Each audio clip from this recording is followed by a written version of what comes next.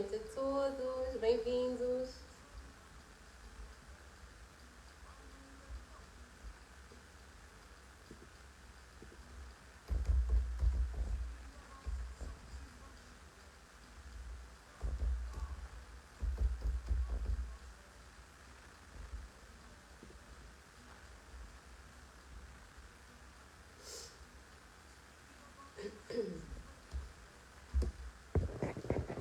Boa noite, mais uma vez, e bem-vindos.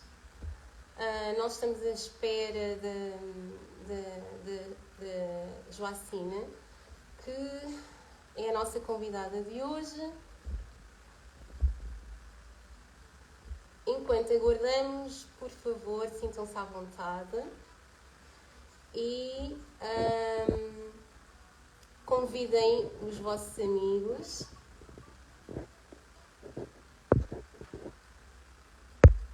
A Joacine já entrou.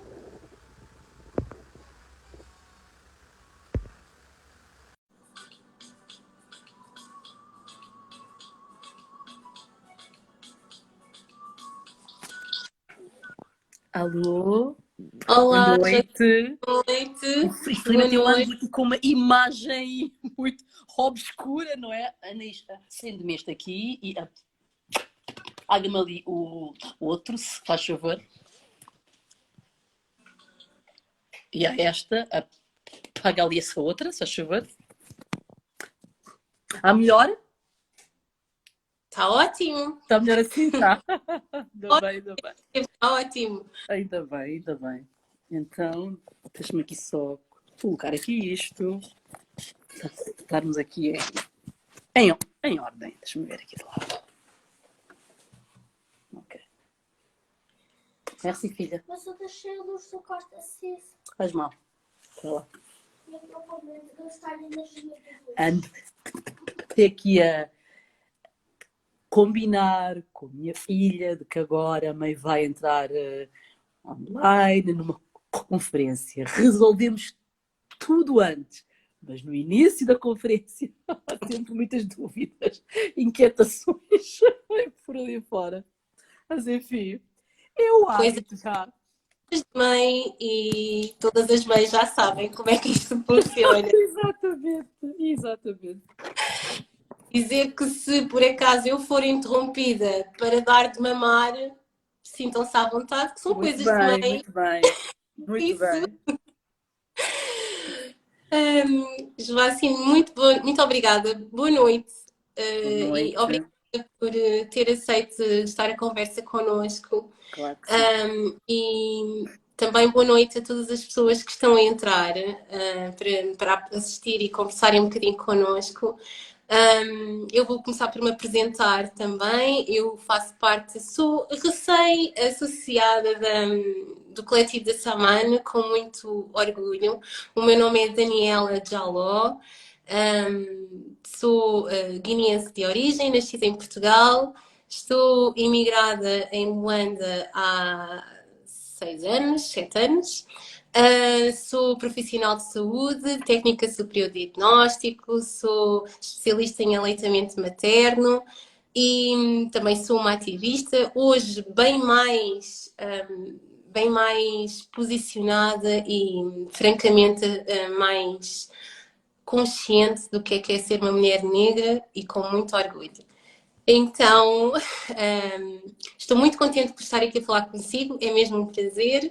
E a Joacine, para quem não conhece, é historiadora e ex-deputada do Parlamento em Portugal.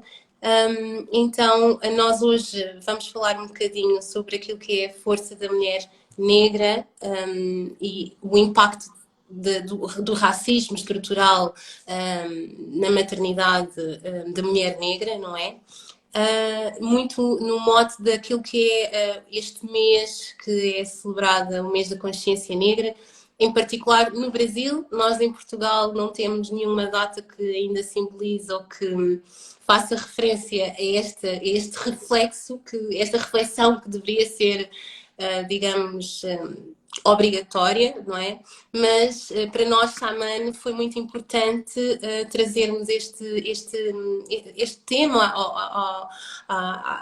este mês, porque sentimos que a nossa comunicação para as mulheres negras e racializadas tem que ser cada vez mais presente e falar destes assuntos são, sem dúvida, a melhor forma de trazer à consciência as dificuldades, os desafios que nós, mães negras, ultrapassamos e vivenciamos diariamente.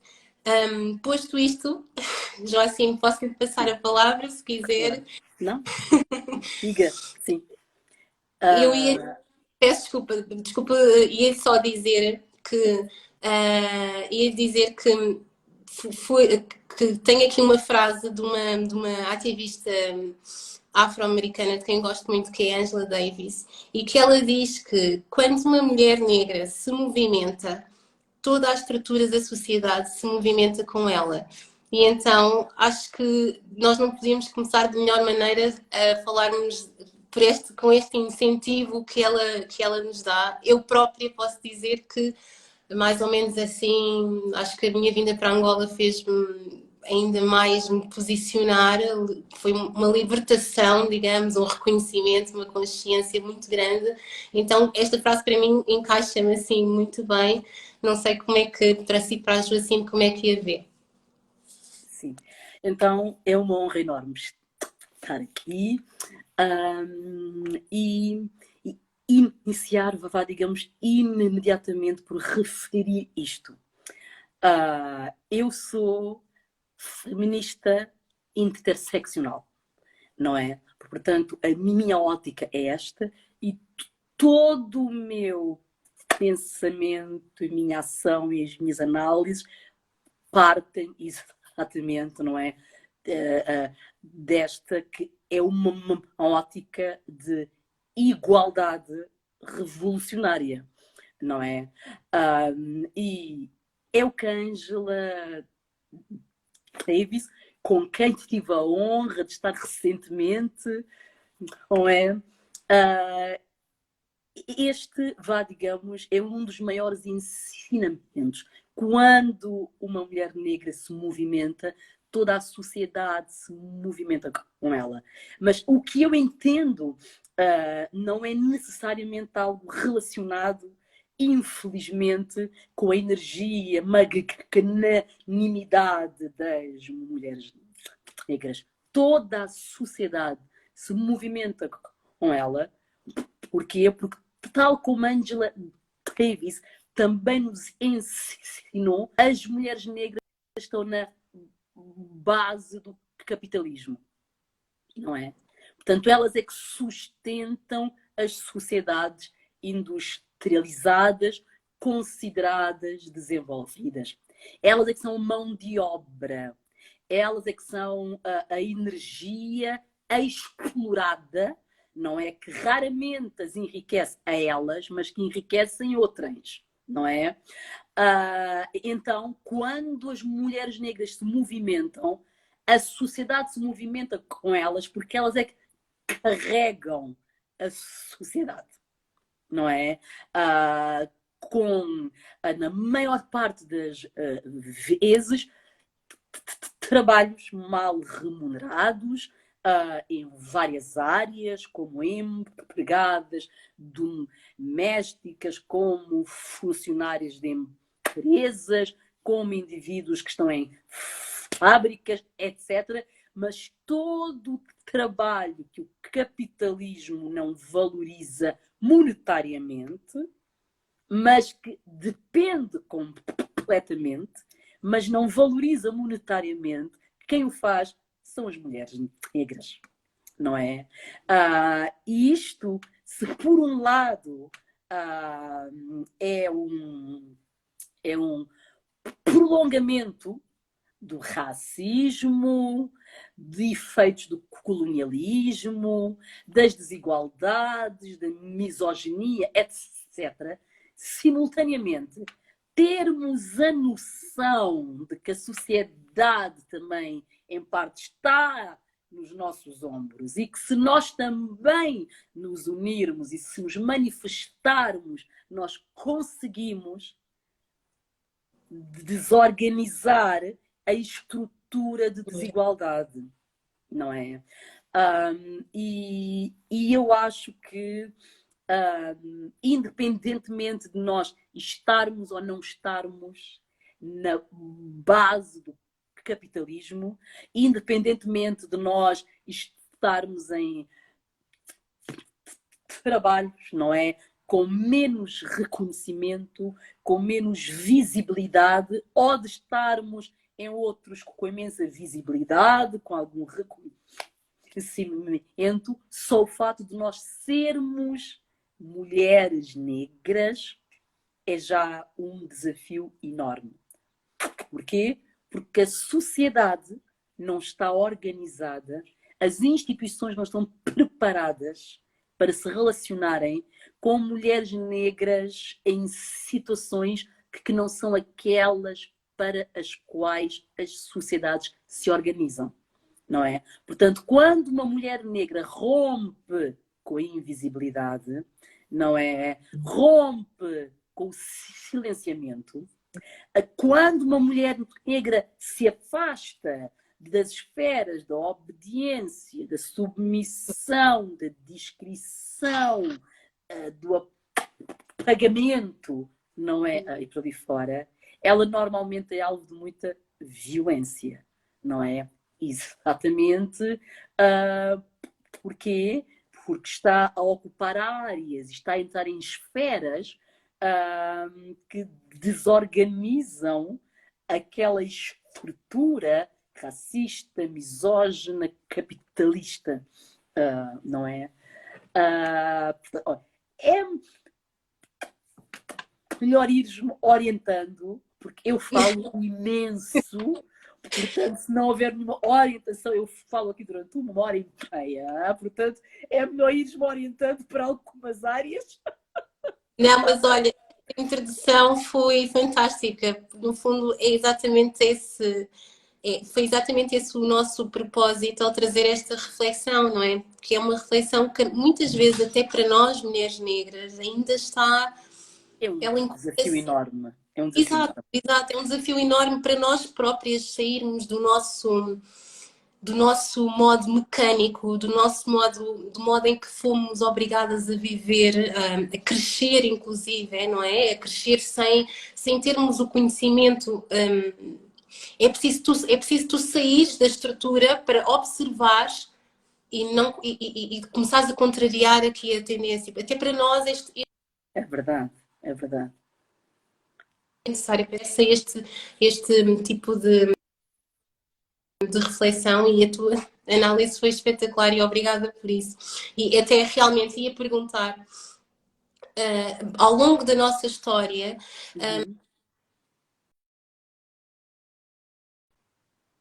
Alô, ouve? Aqui uma chamada. Ok.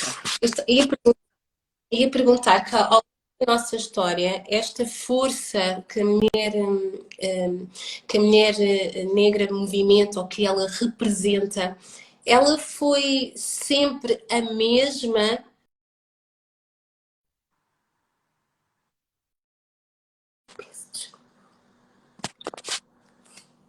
Não sei quem é que me está a ligar, peço desculpa. Portanto, estava a perguntar se esta força que a mulher negra representa ou que ela movimenta foi sempre a mesma ao longo da história ou há um desacelerar deste movimento. Como é que a Joacine vê este percurso que nós fizemos até agora? Eu acho que cada uma de nós, não é herdeira e é normalmente herdeira de uma história de resistência. Verdade. Não há uma mulher negra que não tenha resistido. Não há uma mulher que não tenha resistido. Não é? E que não tenha andado sucessivamente num esforço de sobrevivência. Não somente na Europa, não é? Como também em África, não é? São as mulheres que carregam as sociedades, carregam as famílias, que carregam os filhos, não é? Mas há uma distribuição social, cultural, não é? Que normalmente remete os homens para a esfera da institucionalidade e remete sucessivamente as mulheres para a esfera da informalidade, não é? Portanto, nós andamos sucessivamente a sermos colocadas na informalidade. E a informalidade é também invisibilidade e o afastamento dos lugares de decisão institucional, não é? Então é revolucionário quando as mulheres iniciam a entrar nas instituições, a ocupar as instituições, não é? Houve imensas enfermeiras ao longo de toda a história da humanidade, mas os médicos geralmente eram homens, não é?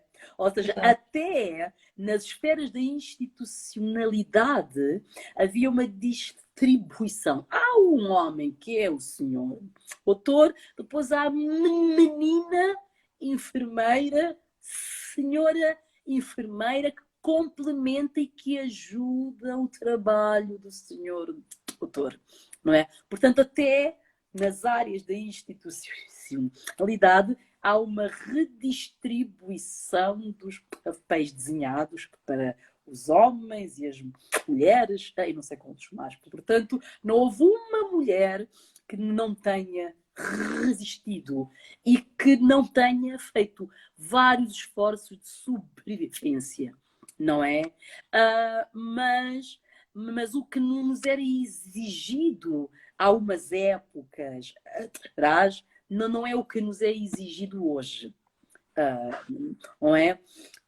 Houve sucessivamente ao longo da história, não é? E especialmente na época da colonização. Nunca houve a desvalorização da força da mulher negra. Pelo contrário, houve até a exotização da força da mulher negra. E muitas vezes foi usada a ideia da mulher negra muito forte, como forma de desumanizá-la e de animalizá-la. Não é? E a colonização fez algo e que ainda hoje, não é, tem impactos altos. Ela redesenhou o papel e a imagem e a ideia de homem negro e da mulher negra, do homem colonizado e da mulher colonizada. E normalmente essa imagem era atribuído ao homem negro tudo aquilo que o homem branco não desejava para ele, não é? Portanto, se o homem negro é o objetivo, ou melhor dizendo, se o homem branco é o objetivo, o homem negro é relativo, é subjetivo. Se o homem branco é o indivíduo da ciência, não é? Portanto, o homem negro é o indivíduo da informalidade. Se o homem branco é imparcial, tem inteligência e por aí fora, o homem negro é emotivo, é volátil, não é? Se o homem branco é organizado, é decidido, tem uma grande capacidade de organização, o homem negro é preguiçoso, é manhoso, é não sei o quê. Portanto, todos os defeitos que o homem branco não desejava para ele, atribuiu-os ao colonizado. E os estereótipos mantêm-se até hoje. Quando os homens negros sempre trabalharam monumentalmente. Verdade. Mas ainda hoje são olhados como indivíduos que não querem fazer nada, não é? Sim. Tudo. E a mesma história, e a mesma história para as mulheres Mulheres. negras. A mulher europeia e ocidental é uma mulher suave, a mulher negra é É bruta, tudo. violenta. A mulher ocidental e branca é uma mulher sensível. E a mulher negra é uma mulher violenta. A mulher europeia é uma mulher frágil. A mulher negra aguenta tudo, é um animal, tem grande força. Então, às vezes, quando nós insistimos na história de a mulher é muito forte, aquela mulher é muito forte, às vezes nós estamos inconscientemente a reforçar estereótipos coloniais. Nós não temos que ser fortes o tempo inteiro. Não Exatamente. temos. Nós Ninguém somos vê. humanas e de fisionomia para fisionomia, há mulheres que não têm força física absolutamente nenhuma e há outras mulheres que têm muita força física. Há mulheres de todo o tipo, mas nós achamos que por sermos mulheres negras que é uma honra mostrarmos que somos fortes, mas sobretudo que aguentamos. Então a Exato. minha onda agora é o inverso. Eu estou numa fase em que eu não aguento nada. Mas é aí que nós precisamos de trazer mais uma vez à consciência a mulher negra que o facto de nós sermos esta mulher que movimenta nos coloca numa posição de tanta vulnerabilidade em que nós não temos, como é que eu posso dizer, nós não temos a liberdade de dizer eu não aguento, eu não quero, eu não quero mais isto, Eu não eu não, consigo. eu não consigo. Exatamente. No momento em que nós podemos, até mesmo dentro da nossa, é o que a Joacine estava a dizer, este estereótipo que nós alimentamos e carregamos como uma herança, muitas vezes dentro da nossa própria comunidade não nos é permitido e aceito ter este tipo de posicionamento, de que de facto eu não sou capaz, eu já não quero, não aguento, ou por exemplo, trazendo muito ao conceito daqui do que a Samane faz, as mulheres, as puérperas que acabam de parir, por exemplo, ou muito no contexto da minha profissão, vejo muita dificuldade da mulher aceitar a sua vulnerabilidade no momento de um pós-parto. Tal e qual, tal e Para qual. ela, quer dizer, é impossível ela dizer que está cansada Porque é ou que imediatamente olhada como não sendo uma boa mãe. uma boa Não mãe, é? exatamente. Exatamente, Ela exatamente. não pode nem sequer dizer que está cansada, ela não pode nem sequer ceder à parte hormonal que é completamente alheia à vontade dela, aquela vontade que nós temos de chorar após parirmos, porque vem a tia, vem a avó, vem a mãe, vem dizer, mas espera aí, tu acabaste de ter um filho, mas estás a chorar porquê? Isso não faz parte disso. Eu ouço relatos pá, que não têm, eu não consigo classificá-los. Tiraram-nos a humanidade, de alguma maneira, tiraram-nos ali aquilo que era um direito de somente dizer, de nós assumirmos que pá, eu hoje não estou feliz, não consigo, não quero. Então, este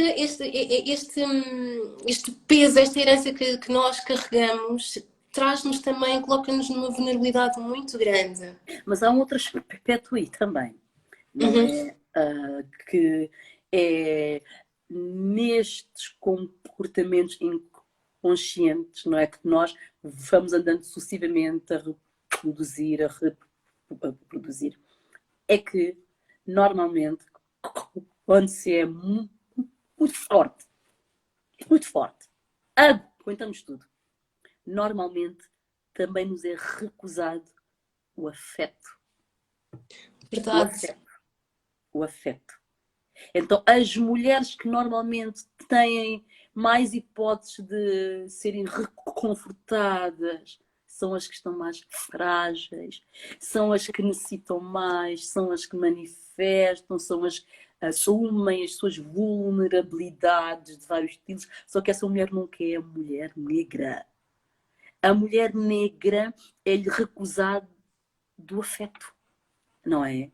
Isto é a maior desumanização, não é? Que é, não é que as pessoas, a sociedade, não saiba que nós andamos exaustas, não é? Uhum.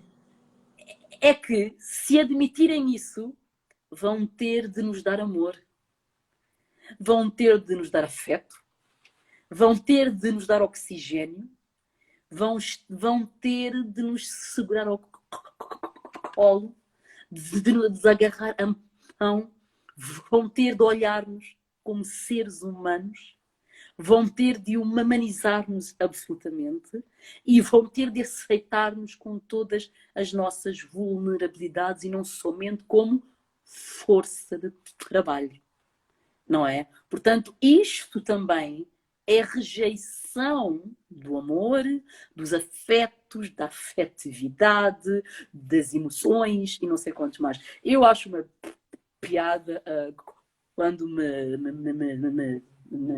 dizem: ai, tens uma menina tão inteligente, vai ser uma guerreira como a mãe, lutadora como a mãe. Eu digo, não, no momento aí eu estou a lutar para que a minha filha tenha o direito de estar 24 horas numa esplanada a beber um copo de óculos de sol e as mãos para baixo. Não, eu não estou a educar uma lutadora. A mãe que lute. Ok? Não é?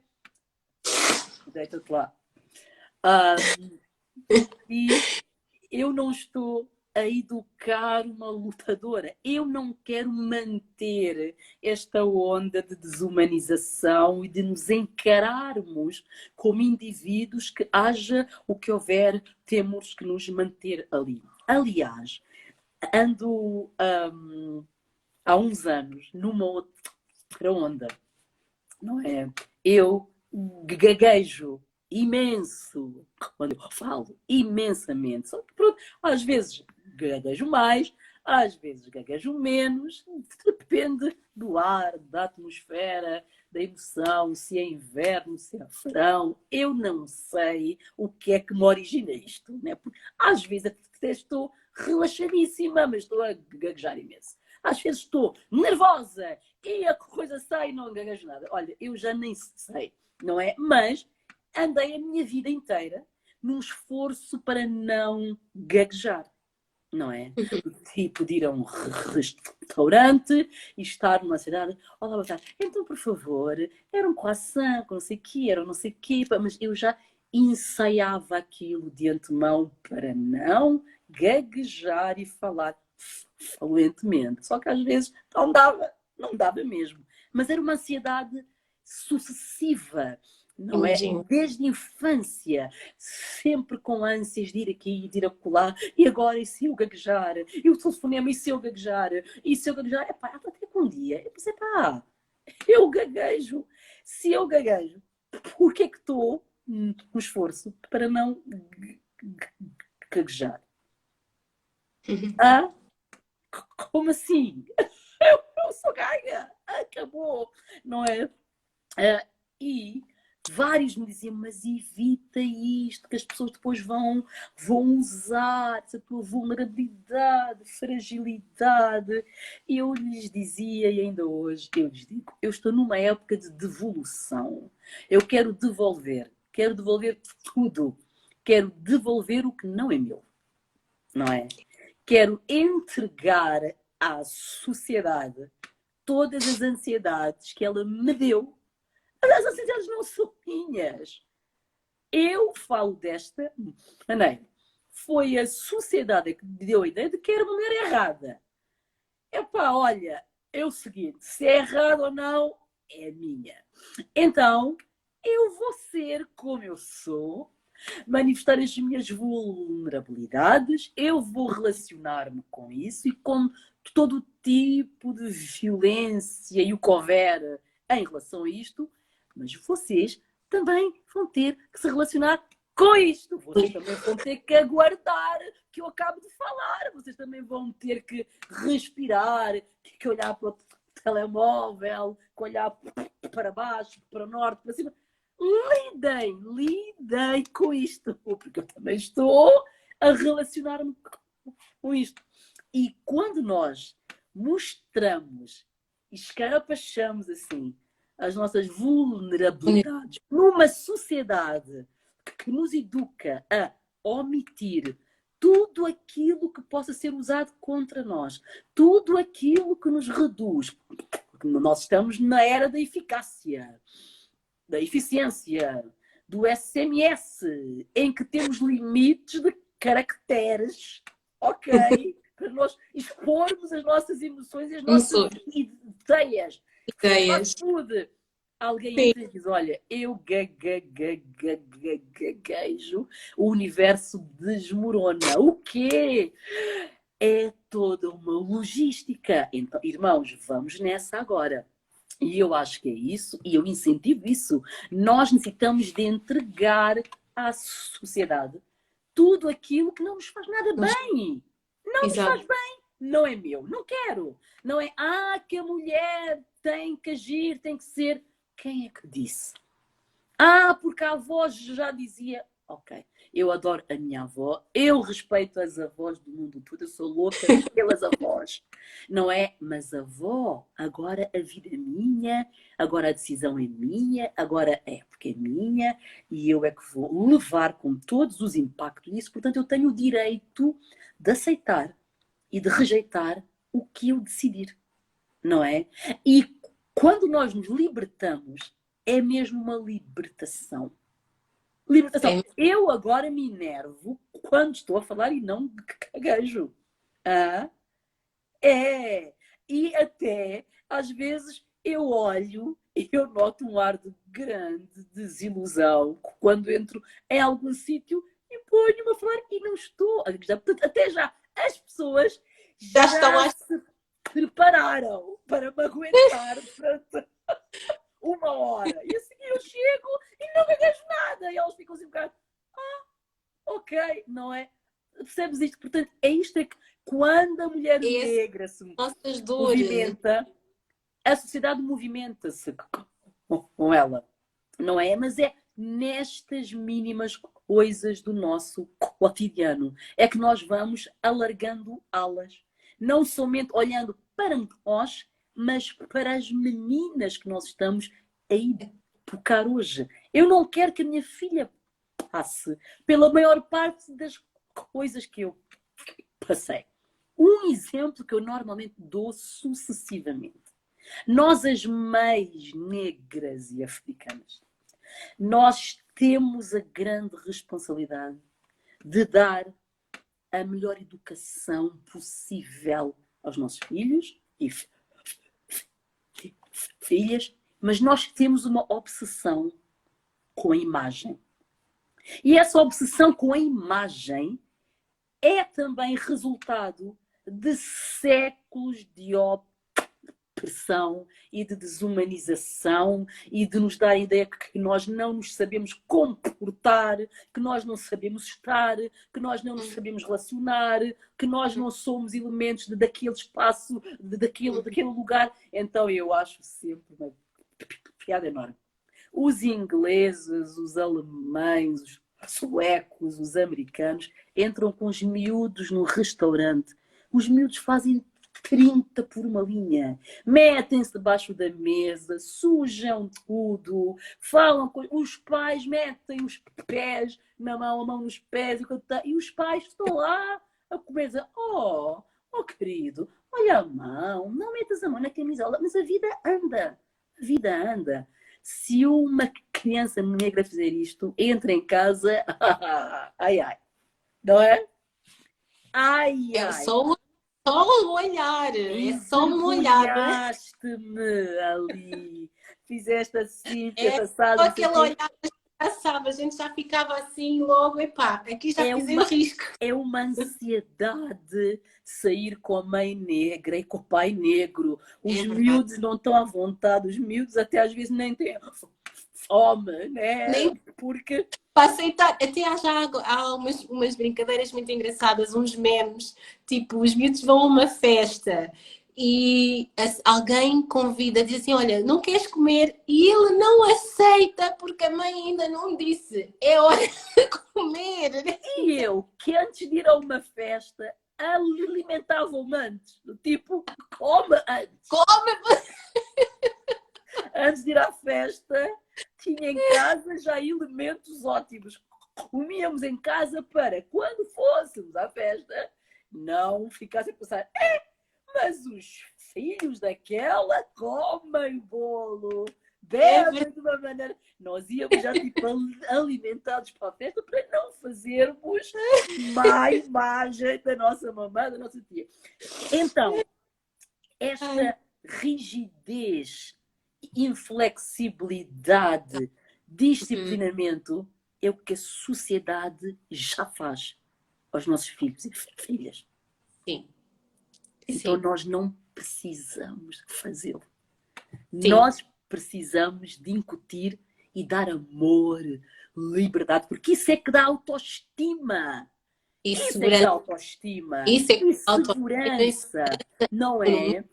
É Eu não me exatamente isso. esqueço da primeira vez que fui a um restaurante comer com garfo e faca. Já nem sei bem quantos anos é que eu tinha, para ali uns 13, 14, não é? Porque depois os pais evitam ir com os miúdos mais novos. Só nós agora é que agarramos nos nossos meninos e andamos com eles. As nossas mães, se há um restaurante a ir, deixa-nos em casa, não é?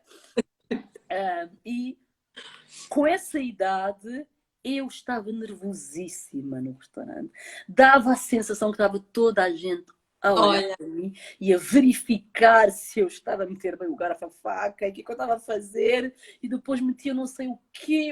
Aquilo era uma ansiedade, era uma angústia enorme. Mas eu era a única com esse ar. A única com esse ar, porque os outros estavam relaxados. Não é, portanto, para nós entendermos que estas mínimas coisinhas, não é, de micro. ir com os miúdos, afetam-nos a autoestima, afetam-nos a autoconfiança e nos acompanham a vida inteira, em que nós estamos em todos os lugares a questionar se estamos lá bem, se era onde precisamos estar, se Sim. estamos a agir bem, se Sim. estamos a não sei quê, se estamos aqui. Porquê? Porque desde meninos a necessidade de disciplinar, e eu estou-me a educar, porque eu sou muito disciplinadora. Eu passo a minha vida a dizer à minha filha, não se faz, não mexas, não tocas, não... E às vezes eu penso, ei, chega, chega, não é? É um hábito, não é? Porquê?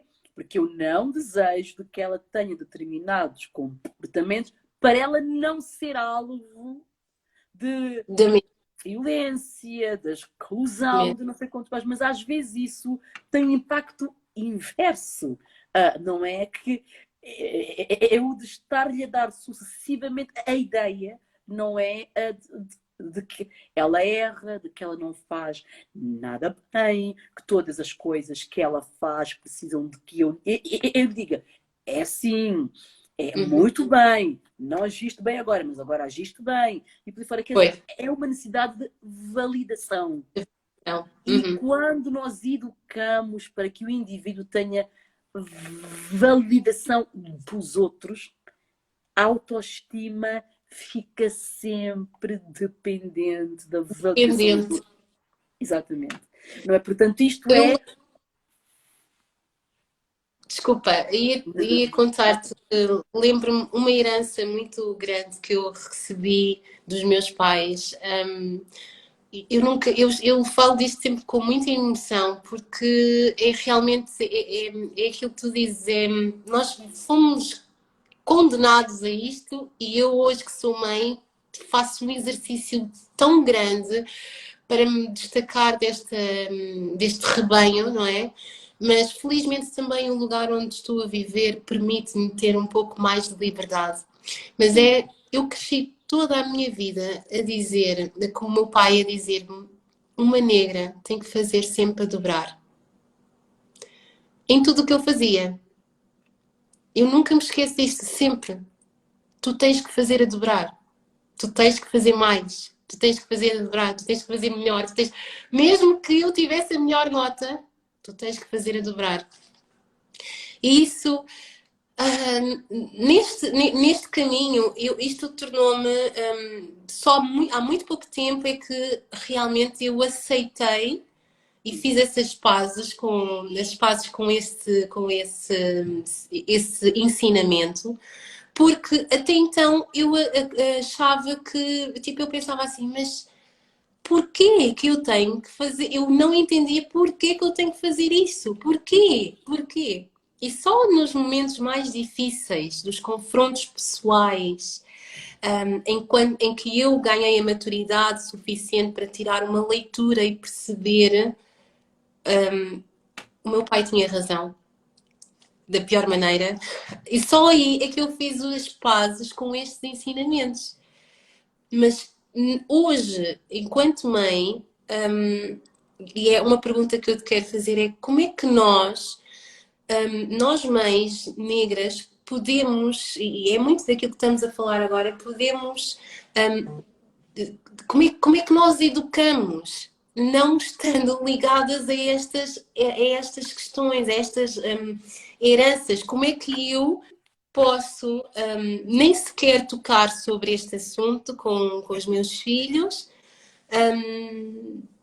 sem correr o risco de não os preparar, se é que eles precisam de ser preparados, sem os preparar para os perigos que o racismo estrutural acrescenta nas nossas vidas, não é? E eu tenho uma grande preocupação com isso, desde o por exemplo, que é um grande problema aqui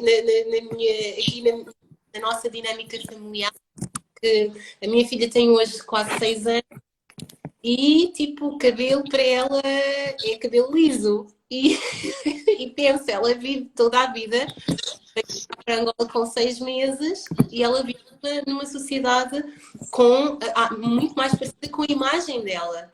Sim, sim, sim. E eu questiono-me, mas o que é que eu preciso de fazer mais? O que é que eu tenho que fazer mais? Ok, vou mudar de televisão, é o conteúdo que ela vê na televisão, de facto é maioritariamente diferente da imagem dela, sou eu que não estou a trabalhar nisso. Estás a ver? Então a minha preocupação é como é que nós podemos as preparar, as empoderar para esta aceitação da nossa realidade, da nossa imagem, daquilo que nós somos, e de alguma maneira sem pisar, sem pesar demasiado com as nossas próprias vivências, não é? Porque no fundo nós transportamos para elas os nossos próprios medos com receio que elas venham a perpetuá-los, não é? Então, isto para mim é uma dúvida, Olha, eu só necessito de 2 segundos para dar aqui amor à minha menina que está todo com o amor, ansiedade monumental. todo o amor, força. Já, anda cá.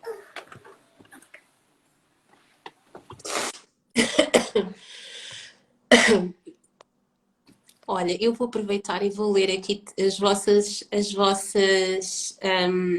apreciações e desde já agradecer a todos que estão aí a acompanhar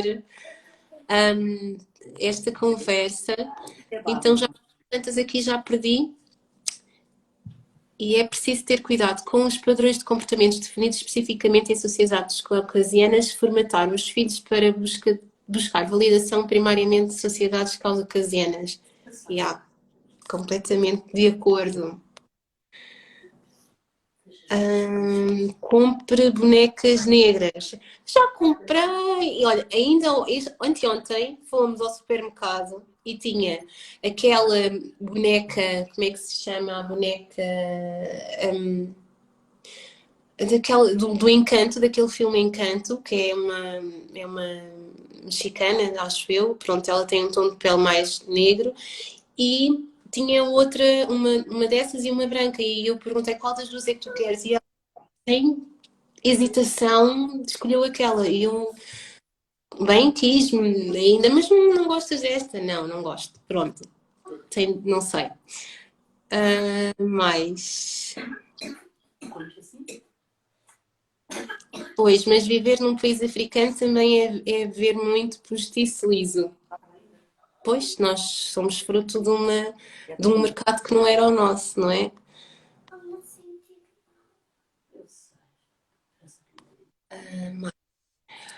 Mais. Deixa eu ver mais aqui atrás.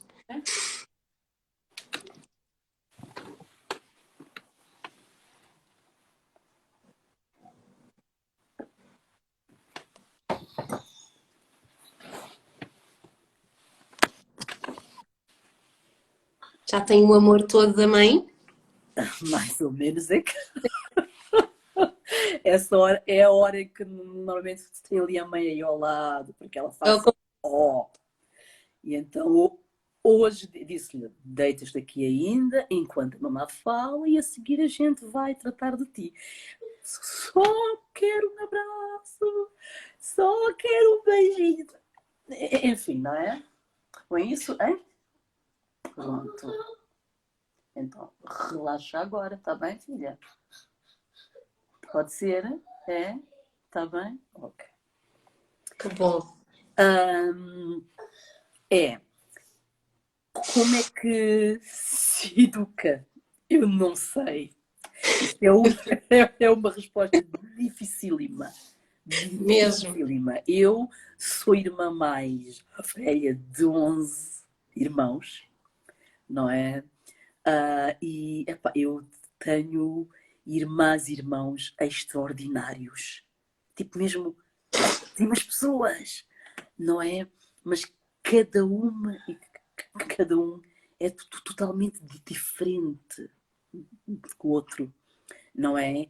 A mesma educação, na mesma casa, com o mesmo pai, com a mesma mãe, no mesmo sistema, deu origem a indivíduos completamente diferentes e que não tiveram os mesmos impactos nos mesmos acontecimentos.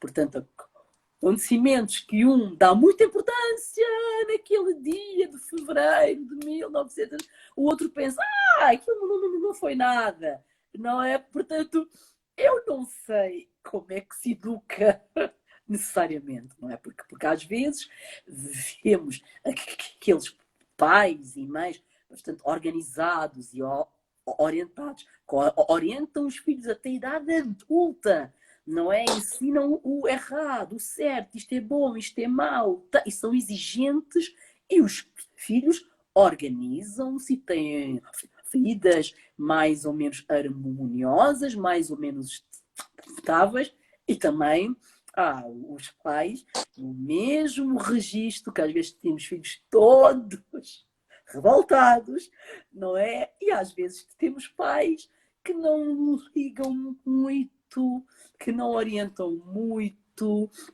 que não interferem muito. E os meus pais eram assim. Sim, não é? Não eram de interferir assim imenso. Eu não me esqueço de eu estar sempre fechada no quarto a ler. E o meu pai ir lá vir a porta e dizer: pá, sai de casa, pá, vai apanhar ar, vai lá embaixo não sei aonde, tu não tens amigos. Eu sim tenho, mas então sai lá, toda hora fechada em casa. Ups. Não é? Enquanto que as minhas amigas tinham de inventar histórias, mil Sim. festas de aniversário, né? Ai, mãe, hoje tenho a festa de aniversário, não sei quem é, mãe, de novo, mas essa não fez anos há um mês. não é? Sempre a inventar festinhas de aniversário, que era a maneira de saírem de casa em determinadas horas e não sei quanto mais. Eu nunca necessitei disso. Nunca me impediram de sair à noite, de ir à discoteca, de usar isto, de usar aquilo. Portanto, eu nunca, nunca tive aquela educação, aquele pai e mãe ali sempre a analisar, a medir, tal e qual eu faço com a Anaís. Eu estou permanentemente de olho em todas as ações da minha filha, decisões da minha filha, o que é que ela faz e usa. Os meus pais não. Às vezes eu aqui a dizer, olha, Fiz. eu agora vou para o nono ano. Epá, eu tenho que optar. Eu, sim, e então? Pois ando aqui um bocado indecisa entre esta disciplina e aquela, entre esta área e aquela. Olha, agora vou para tal. Estou indecisa entre a área disto, andar daqui. A minha filha tem outra educação, não é? Que é uma mãe ali constantemente do lado dela e que está a par da maior parte das coisas relacionadas. Talvez porque ela seja a única, não é? Quando tem um filho, dois, três, quatro, cinco, seis, é pá, não é? Exato. Mas eu acho que, independentemente das várias formas de se educar, há ingredientes que não podem faltar, não é? E uma delas é a liberdade. Liberdade de errar, liberdade de decidir, liberdade, porque nós temos que educar-nos para a liberdade, porque só a liberdade nos dá oxigênio para nos relacionarmos com mil coisas que o mundo nos vai meter à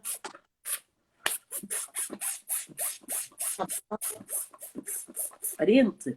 Mas o fato dos meus pais nunca me terem castrado é o que também hoje em dia me faz não aceitar que ninguém me castre. Olha, né?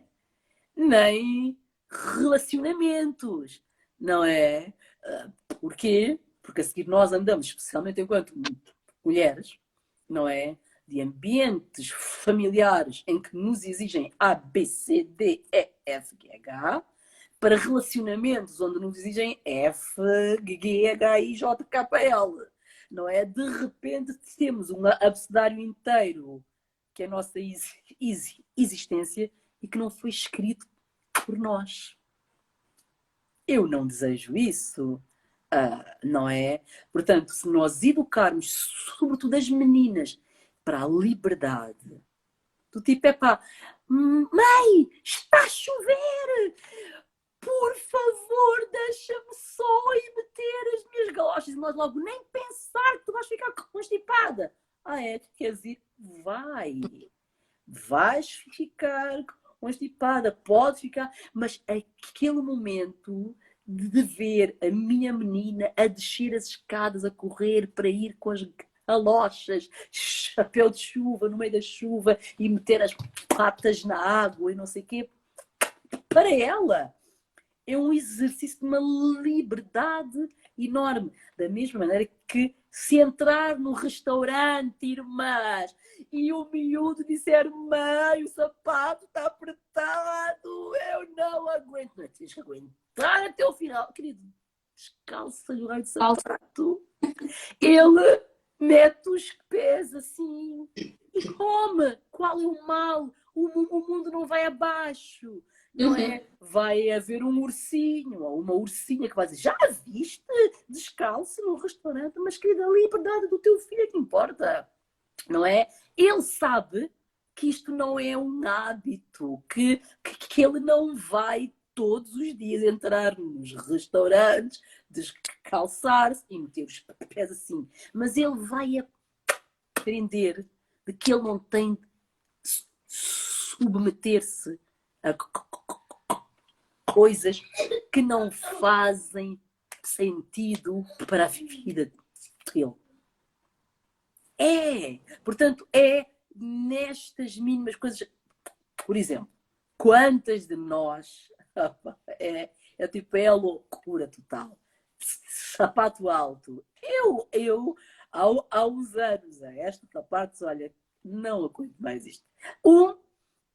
Cada vez que pronto, eu tenho assim uma maneira de andar, né, que já desde miúda diziam, esta tem uma maneira de andar, as minhas avós e tias, esta anda de uma maneira, vê lá, qual é o mal, não é?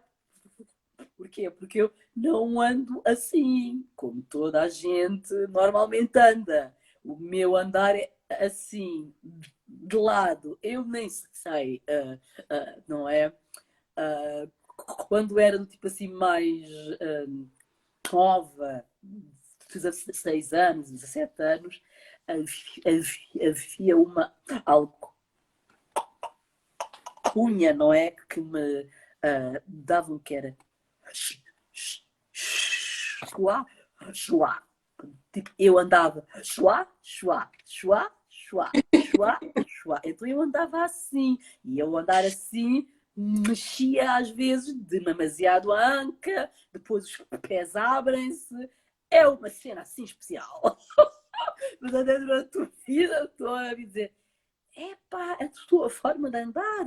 O outro não sei o que te estava a olhar, que tens uma forma de andar. A minha forma de andar era algo horrível, era algo de mau, era algo de errado. E quando metiam sapato alto, então, aquilo aumentava, não é? Porque depois ali era o esforço de manter o andar, mas ao mesmo tempo manter a atitude, manter a postura, era o inferno total. E então eu há uns anos que pensei, olha, estou farta de usar salto alto, isto não me faz bem ao pé, eu não ando bem, isto não é confortável.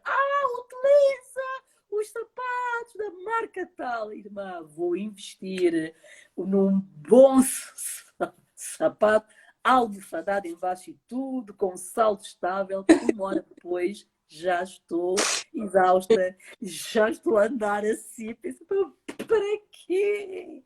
O sofrimento. Então eu agora estou especialista em andar sapato raso, mas elegante. Opto assim por alguns com ar assim mais original e não sei o quê. Então, mas de vez em quando acho que pronto, tem mesmo de ser, lá uso um. Mas o meu sapato alto é isto. As minhas irmãs usam isto. Não é? E por aí fora. Mas ter a liberdade de ir todos os dias à Assembleia da República de sapato raso, não é? As pessoas, mas tu precisas de ver a imagem que agora és não sei quê. Mas és não sei quê, não é o salto alto, é o que está aqui, não é? Portanto, liberdade de andarmos e de estarmos da maneira que nos é confortável. É que isto de andarmos sucessivamente com exigências de correspondência, houve uma época em que era necessário andarmos com cabelo todo esticado. Quanto melhor esticadinho, nem um fio ali era ideal, não é? E nós andamos anos nisto. Queimamos os couros cabeludos umas das outras, não é? Desfrisamos. Vens de uma referência que não é nossa, não é? Vens de uma referência que não Mas na altura era assim. era assim, E exato. nós não questionávamos isto, não E é? não- Andávamos lá aflitas, depois meter o desfriso, mal que me começa a arder, está a arder, lá vais tu retirar tudo e meter não sei o quê, e meter óleos, aquilo fazia, pelo menos a mim, fazia-me sempre uma crostazinha aqui e ali, depois esticar, depois meter os rolos, depois fazer, depois não sei o quê, e nós andávamos nisto de forma automática, não é? Agora, a liberdade de hoje andarmos com os nossos cabelos naturais com os quais nós nascemos, ok? E de meter acessórios e tranças e meter, enrolar, assumir a africanidade, a nossa origem e estarmos mais confortáveis. É que eu insisto na história do conforto, porque às vezes me dá a ideia de que nós, as mulheres, nós nos habituamos ao desconforto para agradar, ao desconforto para fazer parte, ao desconforto para nós sermos as melhores mães, as melhores trabalhadoras, as melhores filhas, as melhores esposas, as mulheres de tudo. E este é um desconforto que às vezes causa-nos ansiedade, causa-nos aquela sensação de que nós não estamos da maneira que nós desejávamos, não é? Mas é preciso corresponder a todo momento, corresponder a toda a hora. E eu acho que ali liberdade é um ingrediente que não pode faltar na educação. Outro ingrediente que na minha ótica não nos pode faltar igualmente é a capacidade de relativizarmos o erro. Errar é humano, mas quando nós dizemos errar é humano, estamos a falar de homens. Os homens podem errar, porque errar é humano. Mas a mulher, se errar não é humano. Se erra, é porque é incompetente, não é? Se erra, é porque não sabe, não é? Se erra, é porque não estava preparada, não é? Se erra, é porque tem um defeito qualquer. Mas se um homem erra, errar é humano.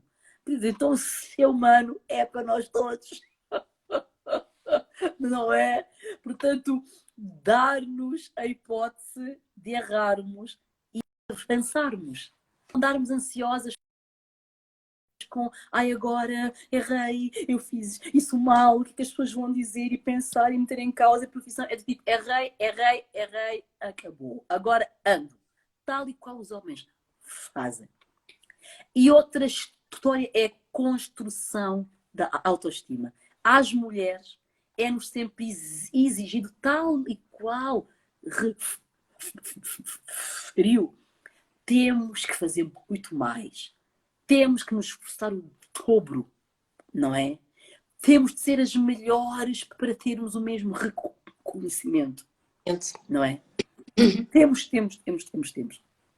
Mas já reparou que se um homem sem habilitação nenhuma, se receber um telefonema a dizer assim: olá, muito boa tarde, eu não sei quem, sim.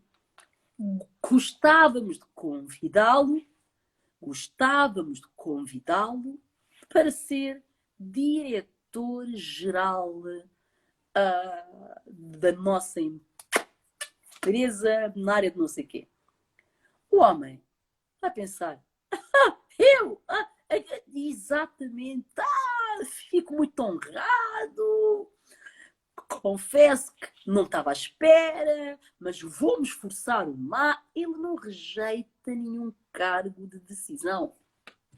E ele, quando desligar, vai dizer às pessoas: imaginem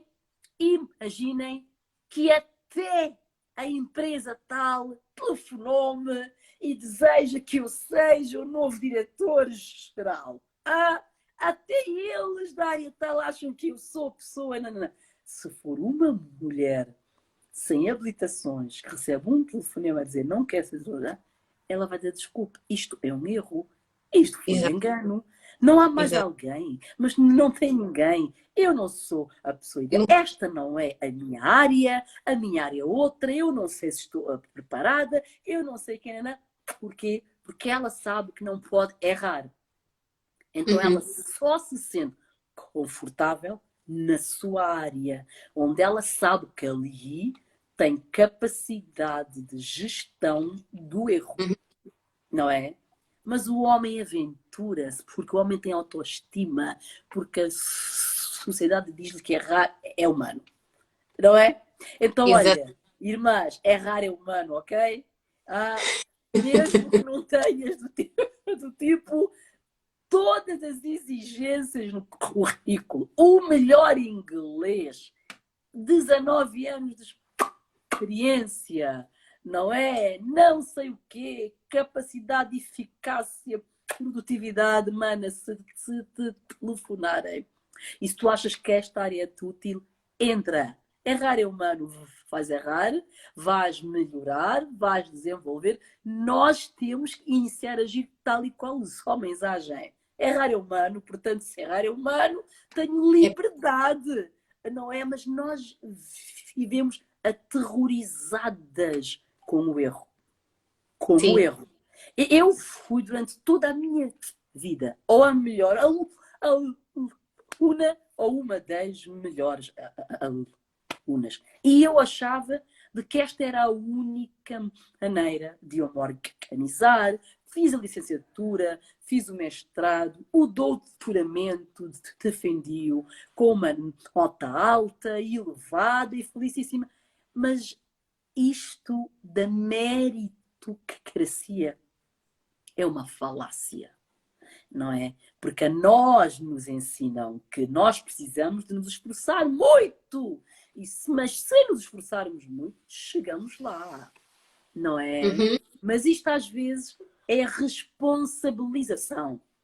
Isto às vezes é responsabilizar-nos por algo em relação ao qual nós não somos responsáveis. É a sociedade é que está organizada daquela maneira. Mas a nós nos dizem assim, se alguém não tem emprego, é porque não se esforçou, não Uhum. é? Se alguém não está em áreas de visibilidade, é porque não tem os skills necessários, não é? Mas não, irmãs. Se estes grandalhões e grandalhonas que estão a ocupar as maiores instituições internacionais e nacionais fossem os melhores, os bancos não iam à falência, porque tinham Uhum. os melhores gestores, não é?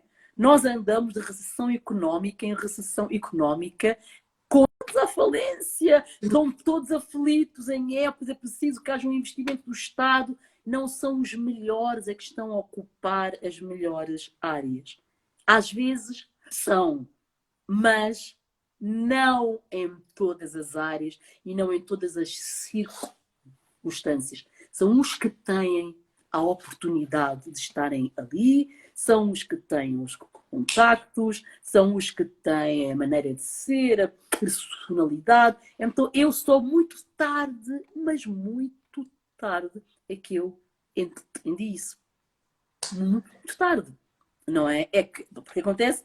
Porque quando nós não estamos nos espaços onde desejamos estar, nós achamos que a responsabilidade é nossa.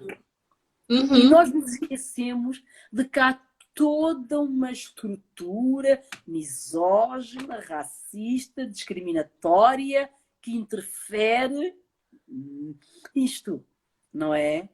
Portanto, liberdade, coragem, determinação e dar-nos a hipótese de nós não sermos as ideais. Porque Uhum. os homens também não são os ideais, mas estão lá. Porque é que a mulher precisa de ser a ideal, impoluta, eficaz, eficiente, a melhor do mundo, toda para estar a ocupar áreas que normalmente são ocupadas ocupados por homens Mas mais medianos. assim. Uhum. Yeah, yeah, yeah. Por isso, Que é sim. verdade. Essa é uma reflexão que nós temos mesmo que trazer e passar também para as nossas filhas, meninas e meninos, também de igual forma, não é? Nós já vamos em quase 1h30 de conversa, tão rápido, é sempre muito rápido. Eu avisei, eu Passa falo sempre. muito. Mas serviu, eu acredito que para quem esteve a acompanhar desde o início, serviu para refletir, e para nós é sempre bom tocarmos nestes ensinamentos, ouvirmos e avaliarmos em que posição é que estamos e amanhã acordarmos com uma visão mais fortificada daquilo que é a nossa realidade, a nossa essência. Então, eu acho que isto é sempre muito importante e para mim foi muito bom estar aqui a falar consigo, já assim, foi mesmo muito bom. Queria Obrigada, dizer Daniel. a tantas pessoas que estão aqui, para quem não conhece a Samana é uma associação que trata ou cuida ou, digamos, fomenta, protege as mulheres negras e racializadas em Portugal em contexto de saúde materna, ok? Muito bem. Portanto, vocês podem, quem está a ouvir, vocês podem seguir a nossa página. Nós temos um trabalho gigante e do qual eu orgulho muito. É um trabalho de formiguinha, de chegar ali todas a tentar apoiar estas mulheres que estão neste momento em situação bastante vulnerável, quer na sua gravidez, a acompanhar a gravidez numa situação vulnerável que se encontra agora o Sistema Nacional de Saúde, em particular para mulheres negras e racializadas. Pensem bem o quanto mais desafiante está a ser, os relatos continuam a ser sempre os mesmos, em contexto de parto e pós-parto. Portanto, vocês podem passar esta página e contar connosco para aquilo que vocês acharem que nós podemos vos apoiar. No nosso coletivo nós temos profissionais de saúde que também podem servir de apoio para mulheres que estejam em situação, mulheres e famílias em situações mais fragilizadas. Nós estamos aqui para vos apoiar já assim, não sei o que é que podemos aqui dizer mais, o que é que já assim nos quer dizer para nós irmos com uma semana cheia de um boost de empoderamento. Passo a palavra. É, sim. Uma é que enquanto mulheres negras, nós não temos necessariamente que nos representarmos umas às outras. Nós necessitamos de assumir que nós não somos uma massa homogénea, não é? Nós somos muitas mulheres, nós somos diversas mulheres, não é? Com diferentes óticas, diferentes maneiras de estar, diferentes expectativas, não é? Diferentes energias. Mas há também muitos elementos que nos unem, não é? Nomeadamente estes, não é? O da violência obstétrica, o racismo, misoginia, a exploração laboral, a invisibilização, o silenciamento, entre outras, não é? E às vezes é difícil nós nos unirmos em áreas onde temos em comum, exatamente porque estamos muito obcecadas com as áreas nas quais nós não temos nada em comum, não é? E isto às vezes é que nos impede de avançar coletivamente, conjuntamente e de movimentarmos a tal estrutura da sociedade que Angela Davis, não é, nos disse. É, independentemente de nós não sermos iguais, nós não temos de ser iguais, nós não somos do mesmo pai e da mesma mãe, não fomos educadas na mesma organização e mesmo quando nós somos educadas na mesma organização, nós não agimos da mesma maneira, não é? Portanto, assumir que não somos uma massa homogénea, mas unir-nos naquilo que interessa, naquilo que nos vai beneficiar coletivamente e unirmos pensando isto. Nós herdamos, mas nós vamos deixar de herança. Nós iremos deixar de herança algo. E que herança é que nós desejamos deixar às nossas meninas, às meninas mais novas? É uma herança de união. Vamos nos esforçar e ver em que elementos é que nós estamos unidas, reforçar estes elementos, porque isto não irá ali com ações individuais, não é? Cada uma de nós tem uma energia útil que unidas com outras, não é? Isto é que origina, digamos, aquele movimento amplo, não é? Portanto, é para que haja mais união, mais amor, não é? E é isto só. Está bem? É isso mesmo. É o que a Patrícia diz, aceitar a nossa singularidade dentro da comunidade, não é? Absolutamente, absolutamente. É isso mesmo. É isso mesmo. Olha, muito obrigada mais uma vez. A honra é minha. A honra é minha e muito gosto. no que acharem útil, eu estou completamente disponível. Está bem? Gratidão por isso. Em nome da semana, gratidão. Boa noite para vocês e uma boa semana para todos. Beijinhos, Jacine. Muito obrigada. Gratidão. Até à próxima.